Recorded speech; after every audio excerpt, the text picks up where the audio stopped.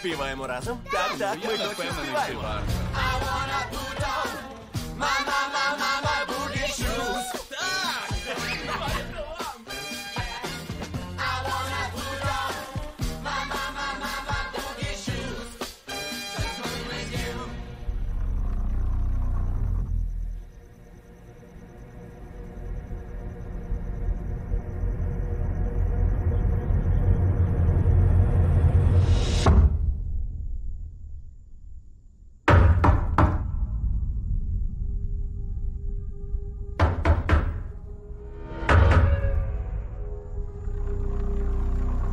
Мене звуть Леонард.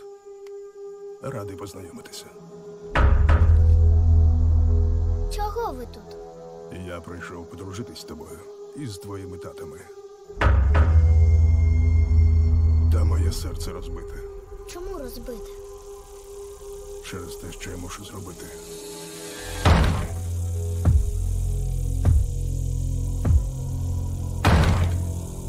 Там стоїть жінка і тримає щось схоже на палицю з ланцюгом і молотом. У нас 4 сьогодні дуже важливе завдання. Можливо, найважливіше з усіх завдань в історії нашого світу.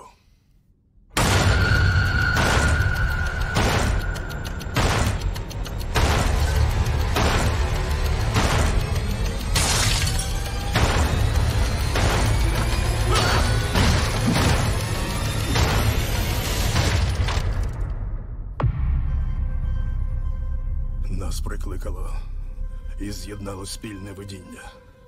Воно перетворилось на вказівку, яку не сила ігнорувати. Ми прийшли сюди запобігти апокаліпсису. Вашу сім'ю обрано, щоб зробити жахливий вибір. Якщо ви не зробите вибору, світ загине.